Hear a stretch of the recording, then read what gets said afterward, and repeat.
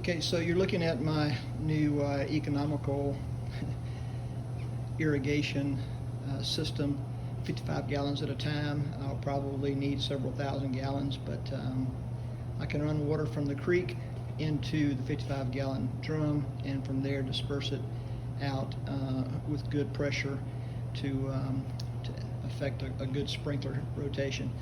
So what I found is the existing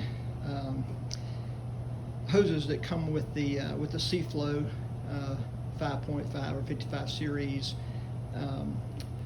pump is not large enough to get the capacity for the PSI up to activate a sprinkler system of any assistance. It will pour out, and you can use a hose and you can pour water and you can transfer water, but to get the PSI up where you need to go to a garden hose size 5/8 or even the smaller size. But the existing 1/2 inch in and out port will have to be converted to 3/4, 5/8, either one of those. And of course, the longer hose you use, the less. So I shortened the amount of hose between there. Seems to work great. I'll show you an example later, but it'll broadcast about 30-40 feet with a standard, decent yard sprinkler.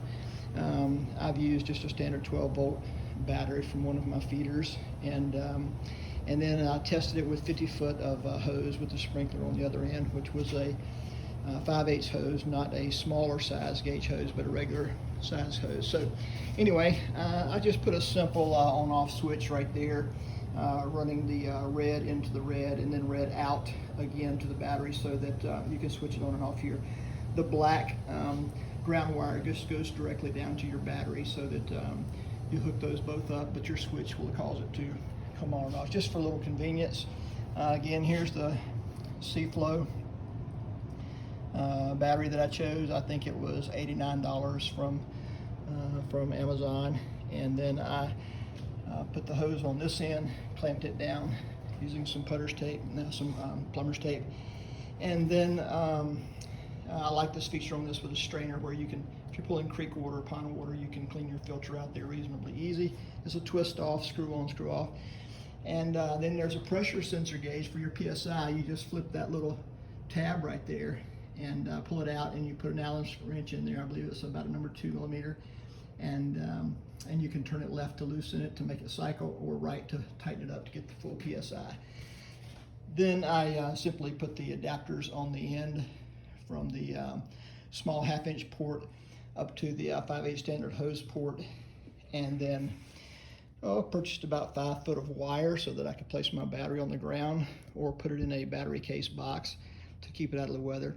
Also, I'm going to reuse a battery case, just flip it upside down to put it on top of this this motor to keep it from getting wet in case there comes a rain while I'm using it. So anyway, I'll show you a video showing it in action.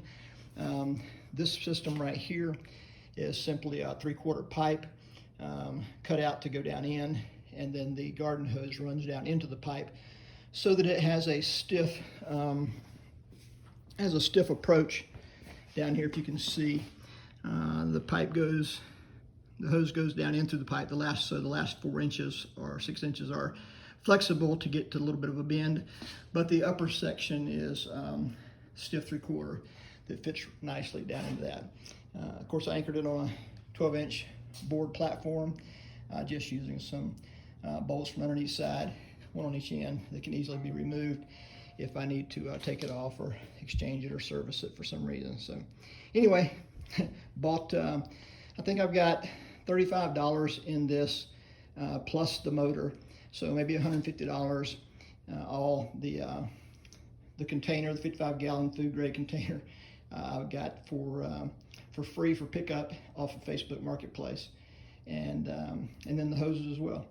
So they're used, but great shape. So just to make sure I'm being clear, I've got the Ryobi pole sup pump running. That is on 75 feet of standard 5/8 hose running into the barrel.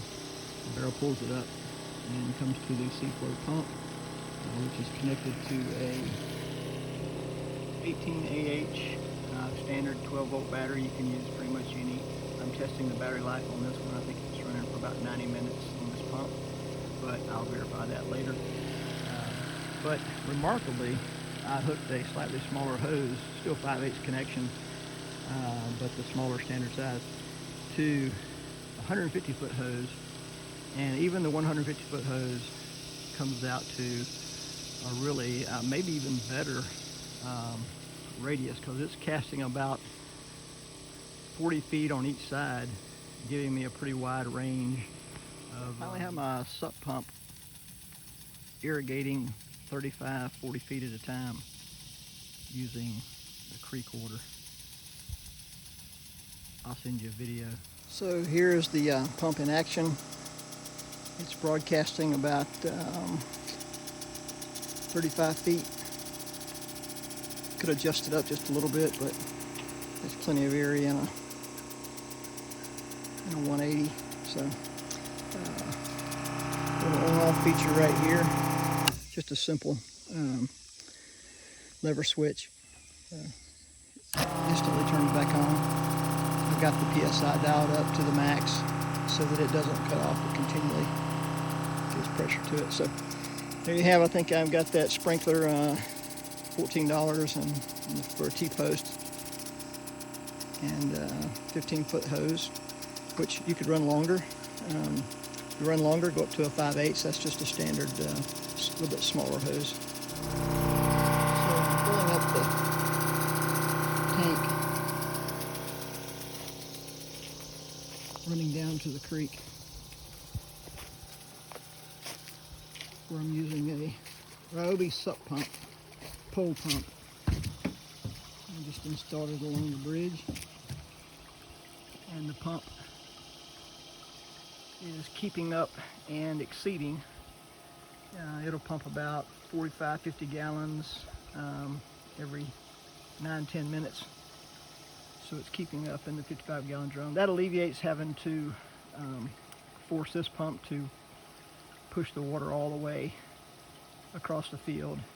And so I can fill the tank up straight from the creek, or I can fill the tank up and run it across the field and empty it out and come back.